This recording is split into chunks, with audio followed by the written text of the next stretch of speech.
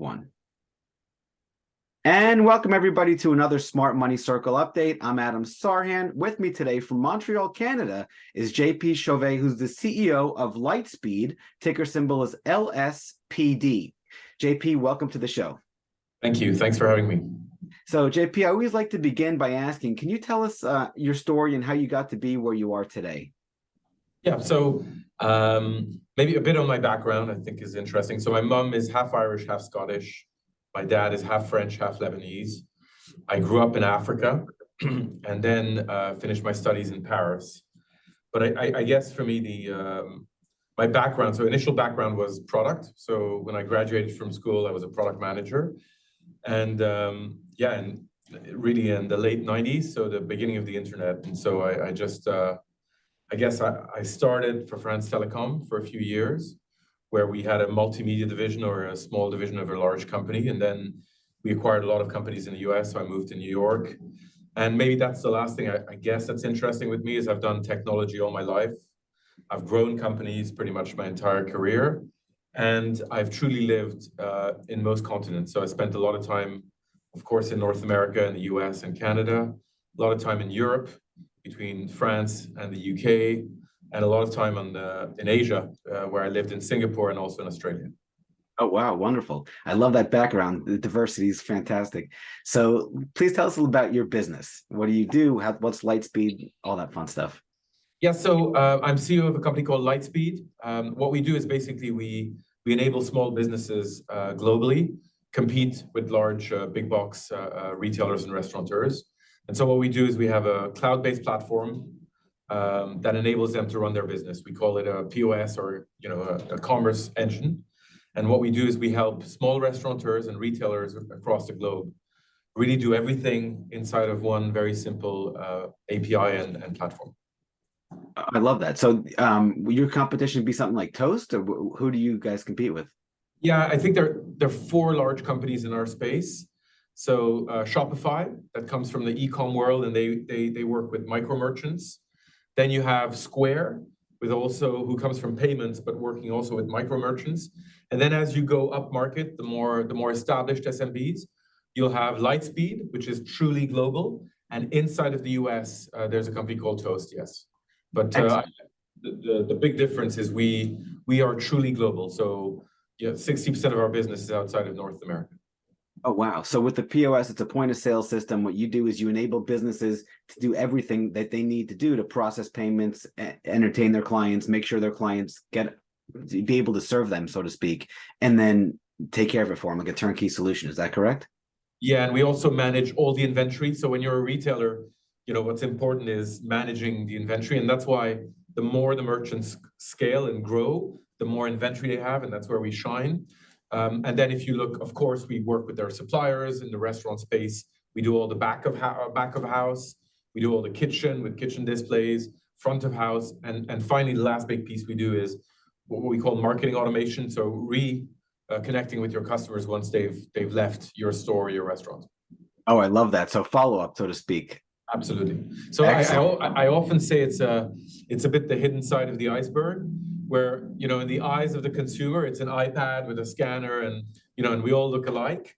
But the big difference with Lightspeed compared to all the companies we named is we go very deep inside of the back office and we call it commerce capabilities. Wow, that was my next question about the competitive advantages. So you just listed a bunch. Are there anything else that you'd like to share for investors to know? Yeah, just maybe it's one of the largest markets, on the planet. There's 56 million retailers and restaurateurs on the planet, 56 million. And the market is very well segmented. And we operate with the more established SMBs. So, and we like that segment because business failure is the enemy. And that's, creation of churn is through business failure in the small business. And so that's why we work with the more established. And even in the more established, there's about 3 to 4 million globally. And in that space, we are the leader, very clearly. I love that. So let's talk about risk. I know risk is really, really important. Most small business fails, but it's even higher for restaurants. I want to know about your business, JP, if you don't mind. Let us know how you handle risk as a CEO and from a business standpoint. And then what mistakes do you see people make with respect to risk? Yeah, so maybe if you first of all, the way to mitigate risk is being very well diversified. And so that's why we have a very strong footprint in retail, a very strong footprint in restaurants. The second way you handle risk is geography. We're not just one market, one industry. We truly operate globally. So, we have tens of thousands of customers in Australia and New Zealand. We are, the toast of Europe, if you will. We are very present in Paris, in London, and all the big European cities. And so I think for me, the first way to mitigate risk is being diverse. And we saw it actually during the pandemic when one side of the world was shut down, the other side of the world was doing well, and vice versa. So I think being well diversified. And then the second big way to reduce risk is the segment of the customers you're working in. And because we work with customers that have more than between 500,000 and 1 million of GMV per location, they're way less prone to churn. So if you look at our churn levels, they're fairly low. And what we see is when some industries are not doing well, others are doing well. So giving you a good example, during COVID, outdoors, sports, home improvement, those were booming, and we had a very strong presence there. But if you look at those industries today, they're not doing well.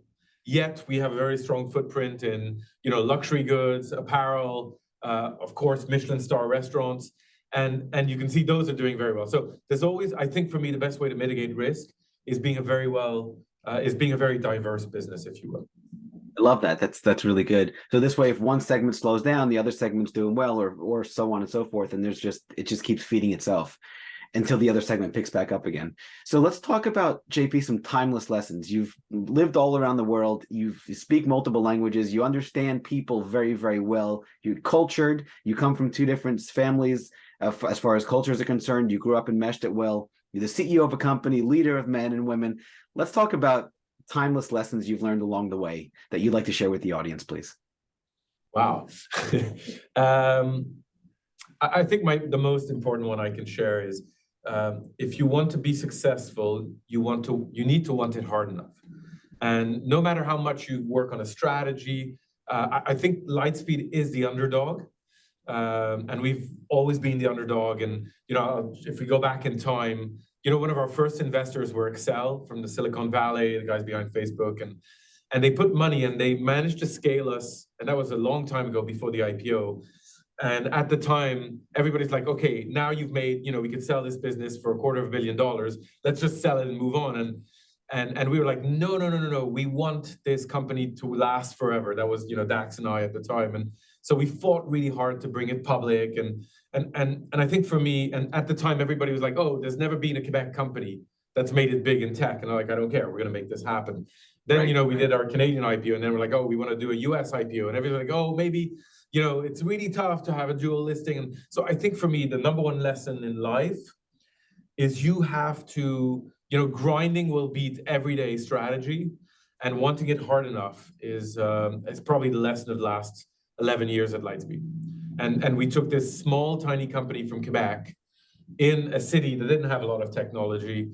And now, we're truly global. We have 340,000 customers across the globe in more than 100 countries. We have, real offices everywhere. So I think it's grinding and wanting it hard enough.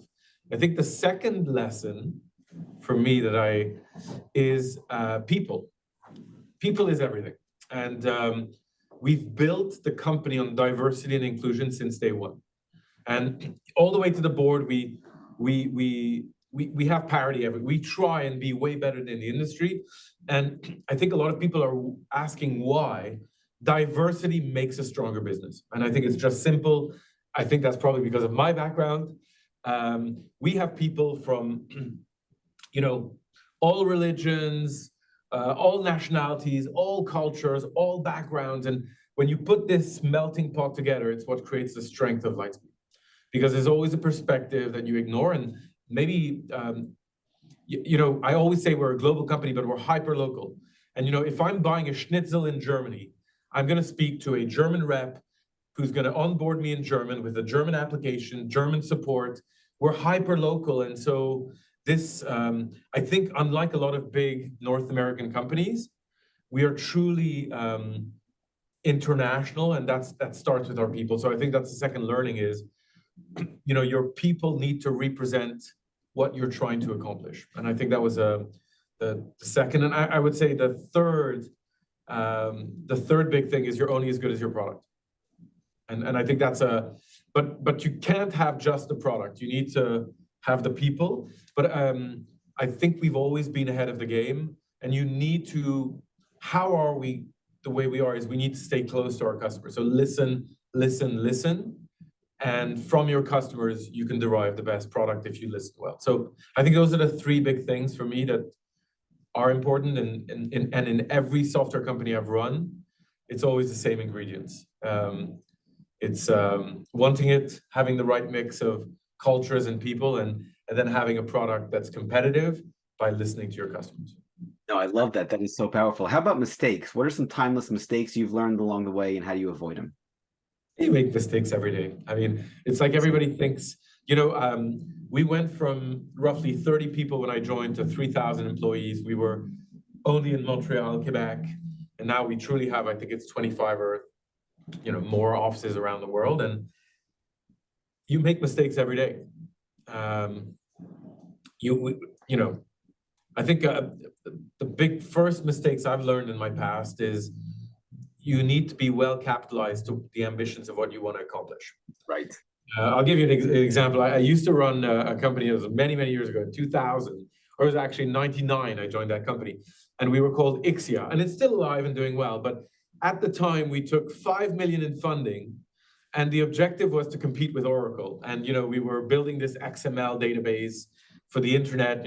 We were right, but we were completely underfunded. And so I think a mistake is don't try and act big if you don't have the money to deliver on. And of course, we quickly had to pivot because we realized, okay, and then we went into a niche. So I think the understanding of you have to be funded to the ambitions of what you need is always the same. And then every day you take risks, and some are good, some are bad. But at the end of the day, you need to quickly realize when you made a mistake and not be scared to pivot. So I could give you a few examples. In the early days of Lightspeed, we came from the physical commerce, and we wanted to go into e-com, of course, And actually, I don't know if you knew, but in the early days of Lightspeed, Shopify and Lightspeed, we were partners. We were doing the physical, they were doing the e-com. And we realized very quickly, customers want to buy omni-channel, and that's why our background is very different. They come from the e-com, we come from the physical, and we blended. And at that point, we were like, oh, well, let's build our own e-com. And we went through a number of years, and we underfunded it. And at some point, I think it's after a year and a half, I was like, we're going to war with a company that has a bazookas with a knife. We're never going to win this one. So that's when we realized, okay, we got to acquire a great company. And, we acquired a company called Equid that is probably the best e-com in the world. And since we've plugged Equid into our platform, it's just game-changing, night and day. So I think you make mistakes, but I think the most important is you need to course correct very rapidly when you make mistakes. We made mistakes in the early days in Germany. We thought that by having a small office in Germany, we could expand, and then we quickly realized German people want to buy from German people and not from Canadians. And so then we just had to course correct, and we're like, okay, what company can we acquire that has scale, that can bring us the German market with a lot of buddies, and then we can have them sell our apps. So it's just, I guess for me, when you grow fast, because, we've been, even today, I think the last 12 months, we grew at 33%, even though we're 3,000 employees and with a path to profitability and all that. So when you do that kind of growth, and maybe a little joke, internally, I call Lightspeed a chelephant. And it's an animal that I've named, and there's pictures of it all over the place. It's a mix between a cheetah and an elephant. And the message I tell everybody is like, it's kind of abnormal to be our size and grow at this rate. So that's why there's this animal that we've named the chelephant, because it sounds very uncomfortable. You have to make decisions. And a lot of the time, some of the decisions you make are wrong, but at the end of the day, you need to make more good decisions than bad, and you need to be able to pivot like a cheetah when you know you've made a wrong decision. So anyway, long analogy, but so I think you learn from your mistakes. But the biggest take for me is you have to course correct when you realize you're wrong, and I think that's what tends to kill a lot of companies when they scale. Is they're scared to make the tough decisions rapidly because it becomes more daunting, when you're a big organization to make these kind of call them startup decisions on larger groups. No, I love that. So that whole animal spirits comes into play. I loved how you morph two separate animals into one because that's so powerful. And the mistake, most people get frightened by the mistake and they just freeze up. You're just saying push through it, course correct, and then don't be afraid. Embrace the mistakes. Don't, lean into it, so to speak. Don't be scared of them. I love that. Maybe just giving you another example, I think, where we did something very important is 2 years ago, I told the markets we're redeveloping our products from scratch. Oh, wow. And everybody's like, wow, this is very daunting and daring. But I think for us, we knew, and in technology, there's something called technical debt.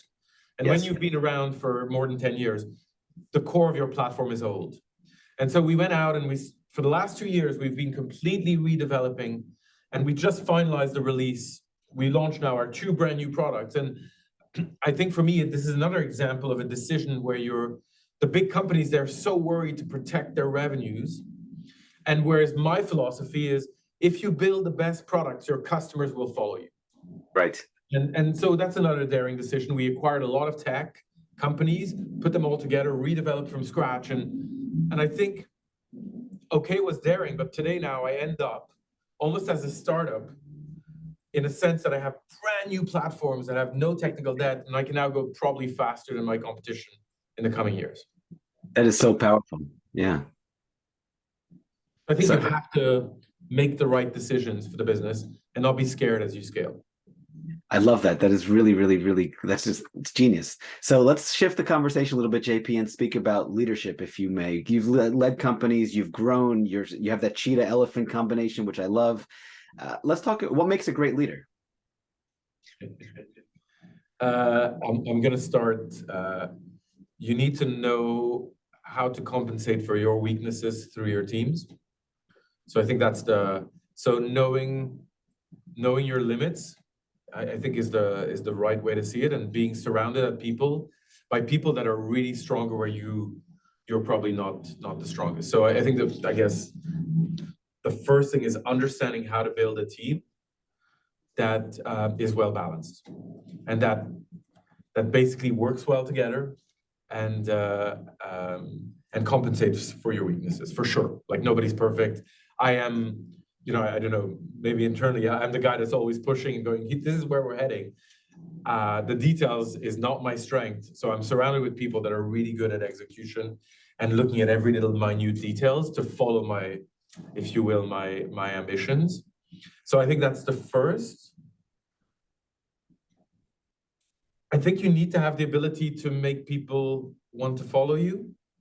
And so you have to be able to set standards that are really high, apply them to yourself, and have ambitions that are big enough to make everybody around you want it as hard as you do. And I think that's probably number 2. And I think number 3, ultimately I think you need to be transparent. And then, I have a set of meetings, like I have monthly manager meetings that I've been doing since day 1 in the company. And, we're 3,000. I still bring all managers above every month in a room. And I look at probably the 40 most important metrics in the company, all the way from development to, everything. And I want all my managers to have full disclosure and have the ability to understand. And I'm very transparent with them on what's going well, what's not. And I think that's the third most important is be as direct and transparent as possible. And I think nobody wants to feel like you're not being transparent. And the last piece in this that I'm certain of, and again, everybody has their beliefs, but my belief is that if you are a manager and above, you should know all the main metrics in the company because that'll help you understand why we do stuff and help you articulate why we do stuff to your teams. And so I still do those, and we're probably, hundreds of people on that call now, but every month, and we walk through the same set of data, and I very transparently give what's good and what's not good, and talk about the targets and where are we with regards to our results. I love that. So you make people feel safe. You open the transparency, so it's not like, hey, why is this guy saying it? They don't understand why you're saying it. What you do is with that transparency, if I understand you correctly, is you empower people to understand why you're giving the direction, go north, east, south, or west, so they can push even harder and attach their progress to the bigger vision as well, opposed to you just, barking at them, so to speak, of saying, go north, go north, go north. They don't understand why, and then they get confused and shut down. Is that correct? You're 100% correct, because then there's a number of decisions we make where if you don't understand the why, you might realize or ask yourself, why are we doing these decisions? And I think the enemy as we grow, and we're 3,000 and we always have a ton of new people joining us, and we're really split. Like we have probably 300-400 people in Australia and New Zealand. So it's like we're truly spread across the globe. The enemy becomes the kind of the broken telephone. Right. As you go down in the org. So I think it's very important for them to hear it from me every month in a very transparent way, so that there's no broken telephone, I guess. Right. So yeah, actually that's funny, because I was just with my family at my mother's birthday, and we went to New York at the Museum of Natural History, and I have my sisters and all our nieces and nephews, and the kids are still young, between the ages of like 5 and like 12, right? So we played the game of telephone with like 25 people. And we had every single person at the table go around, and what started and what it ended with was just hysterical. So that's so powerful. Okay, what are some obstacles, JP, that you've overcome in your life and or career, business wise, Lightspeed wise, that and how do you handle adversity? So let's speak about adversity and some obstacles, if you don't mind, and let us know about that.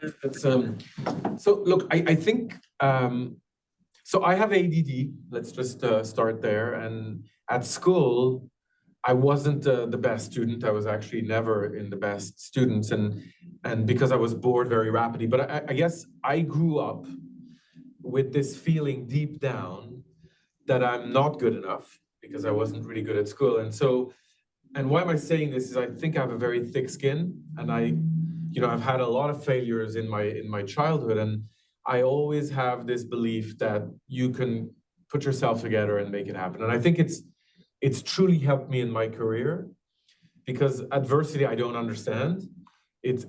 Any adversity for me becomes a motivation to,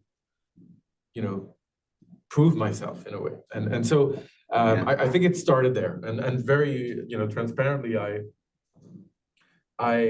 had a father that was very successful, and I always have had this feeling that I needed to do more. So it's helped me.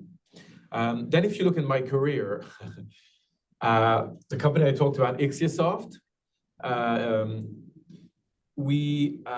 it was in 2001, we were about to close at 12 million funding, and then September 11th happened. And I had to let go 50% of the company overnight, because we were a real startup and burning money.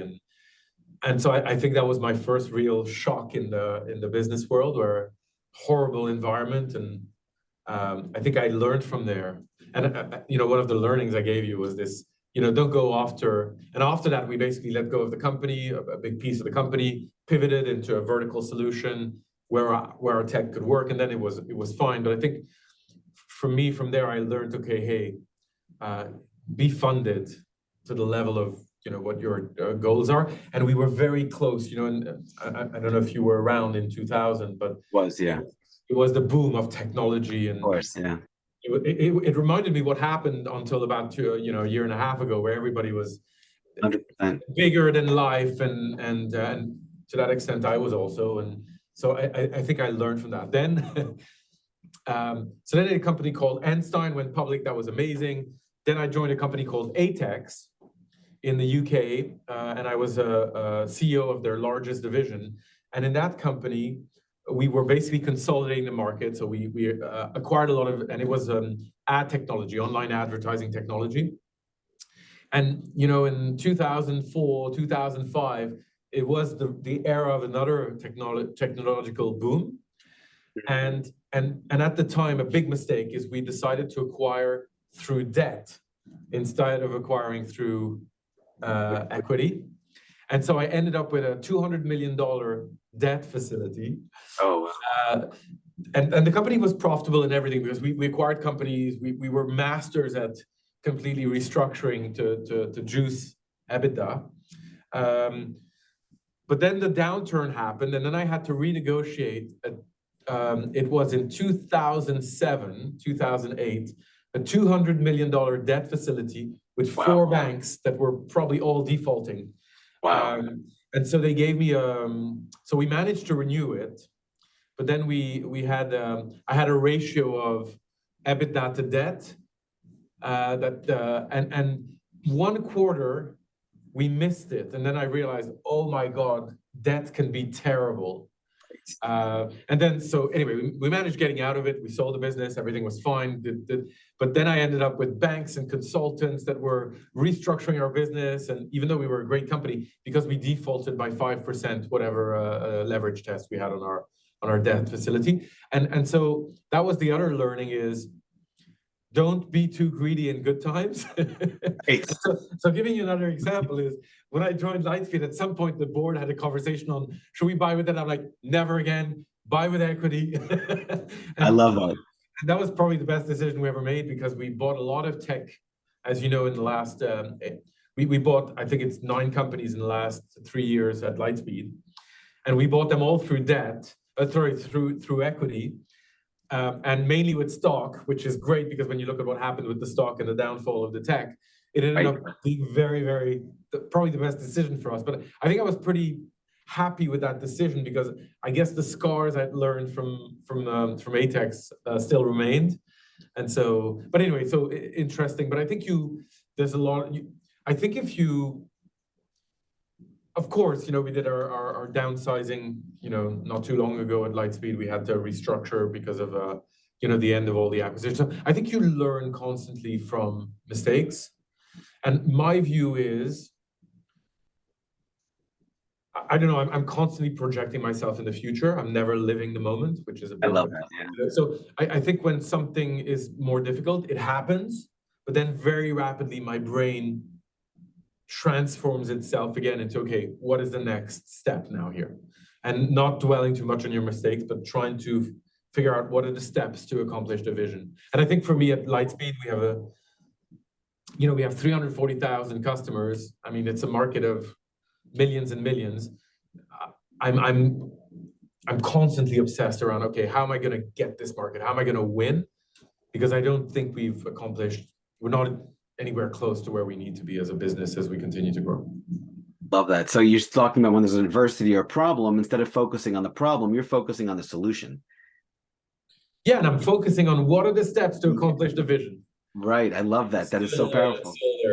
But so, yeah. So again, going back to I think my view is, and I actually look for this in people I hire.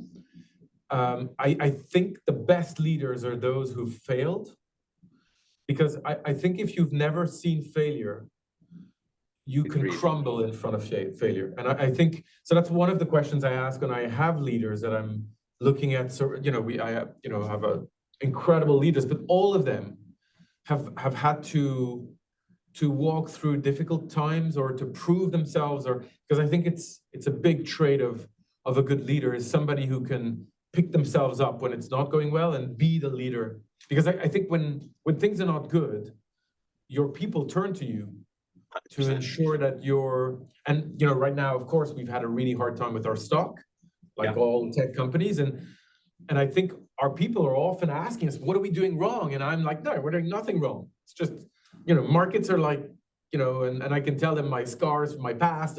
But I think when everything goes bad, you need leaders that can truly bring the vision and bring execution and make people understand where we're heading. Because I think that's where people need leaders when times are more difficult, versus I think it's easy to be a good leader when times are easy. Yeah, I love that. That's so powerful. You know, Elton John's song "I'm Still Standing." Yeah, yeah, yeah. That's what I think about with that I love when that song. yeah, and then Tarzan, like pounding my chest because it's so powerful what you're going through with your journey. My journey started same thing in the 90s, and we have a lot of overlap also. I've lived all over the world and yada yada yada. But I'm in the stock market trading world, and how you handle adversity and the leadership and everything you're mentioning, it's like I've had similar experiences on my own world that are such it's incredible. I love the parallels there. Okay. JP, thank you so much. One more final here, wrap up here. Let's talk about advice. What advice would you give your 20 or 30-year-old self? And then what's the best piece of advice you'd like to give to the audience? So generally speaking, I don't like people who give advice because I think life needs to be lived, and leadership is something very personal. And this being said, if I had to give advice to myself when I was in my early 30s, I would say I think in the early days, I was so goal-oriented that I forget to bring people with me. I would be so tough that there was just a very tough side to me, which was the side of we need to achieve. And I think what I've learned, after 20 years since my 30s is sometimes there's a difference between crushing and carrying. And I think it's a big learning for me is if you can get to the same objective without being harsh, without being demanding, but by carrying people with you. And I think it goes back to the vision. I think the vision unifies, and people can fly when you give them the ambition and you give them the vision of what you're trying to build. Whereas I think in my early days, I was very, very demanding. And maybe I wasn't taking the time to share enough the vision, which is a big learning.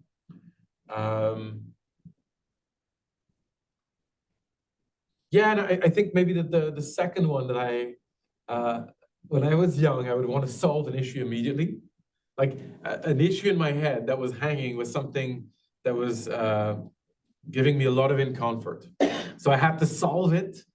And what I've learned today is sometimes a week of sleep or a few nights of digesting before you react probably gives the best output. And I think it, again, probably has to do with the impatience, or, when you're young, you're super impatient. You want to prove the world. And now I love the discomfort of saying, hold on, I'm going to wait till I make a decision on this one. And I realize that this deep thought that I can apply to a subject probably gives a much better output. And I so have a lot of young leaders. At Lightspeed, I think the one thing I'm really proud of is we build from within. So we take them right out of university. We have and most of our leaders today come from within. Okay, and that's the one advice I give to everyone. It's like, take your time. You don't need to answer that email immediately within the next hour. You're probably going to have a better thought if you digest it and sleep on it, and let's talk about it tomorrow. And I think there's also this, the younger, now I feel like an old man, but the younger generation with, the devices, I think people feel that they're judged on speed to respond, and I think sometimes speed is not good. Speed makes you make the wrong decisions without enough background, without enough thought. And I guess I appreciate more my dad now, or who kept telling me, hey, cool down, man. You've got your life to figure it out, So I think speed is probably speed of decision. And I think the best way to put it is living with the uncomfort of not having made the decision. And I think it probably now I love that. And just digesting it is something that I enjoy, which I used to hate. That's so powerful. So empower your people, don't crush them, because before you would step on them, so to speak. Now you want to bring them with you, so you have a team with you to succeed. And then that's number one. The second piece of advice you give yourself is slow down, especially with the tough decisions. And then that uncomfortable feeling of like, I just want to make an answer right now. Pause. Instead of hitting it right away, you're saying, let it digest, let it marinate. let it cook like food. You want to cook food. You don't crack eggs and eat it right away. You let it cook a little bit, and then you can eat it and enjoy it, and it tastes so much better. So I love that. That is so powerful. And take advice. And take Don't be advice, scared. yeah. Don't be scared. I love it. You know, JP, somebody told me one time where your parents' advice, your father's advice, it's when you get to the point where you're able to understand what your parents are saying and you're able to give it is when you really get it. So what you're saying is so powerful. Well, JP, thank you so much for coming on the show. The ticker symbol is LSPD. The website is lightspeedhq.com, correct? Correct. Beautiful. And what is the best way for people to get in touch with you if they want to reach out? Is it the website, or what do you suggest? Just send me an email, jp@lightspeedhq.com. Beautiful. JP, thank you so much for coming on the show. Thank you so much. Thanks, Adam. Thanks for having me.